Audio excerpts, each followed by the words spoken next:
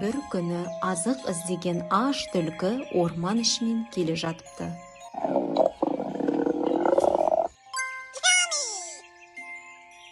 Түлкі қарнын қалай тойдыратынын білмей, азықты қайдан табарын білмей, әр жерді тіміскілеп келе жатса, алдынан биік ағаштың үстінде аузына ірімшік салып алған қарғаны көріп қалады.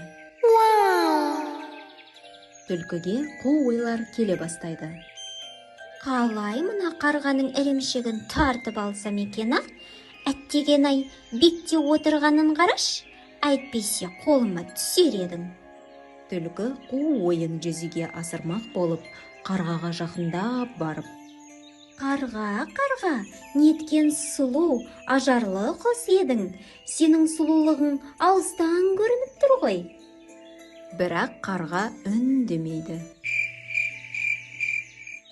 Түлкі тағы да қолығына салып: Қарға, құстар әлемінде ең жүні мамық құс сен екеніңді білесің бе?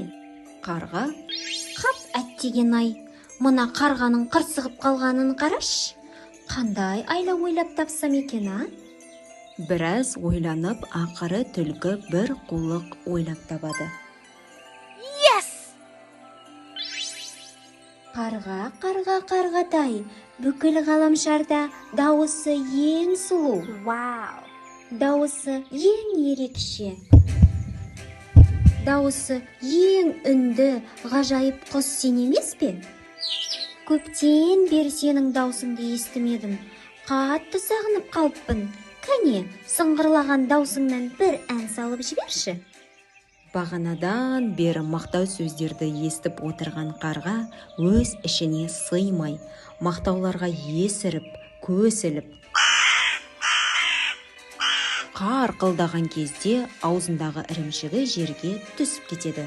Мұндай сәтті бағанадан бері күтіп отырған түлкі ірімшікті қағып алып жеп қояды. Түлкінің қулығына алданғанын қарға енді түсінеді. Ірімшік түлкіге жем болып кетті. Түлкі өз дегеніне жетіп, құйрығын бұлаңдатып кетіп қалады. Балалар, бұл ертегінің негізгі ойы өтірік, жағымпаз, әздектерден және ондай қасиеттерден әрдайым аулақ болыңдар.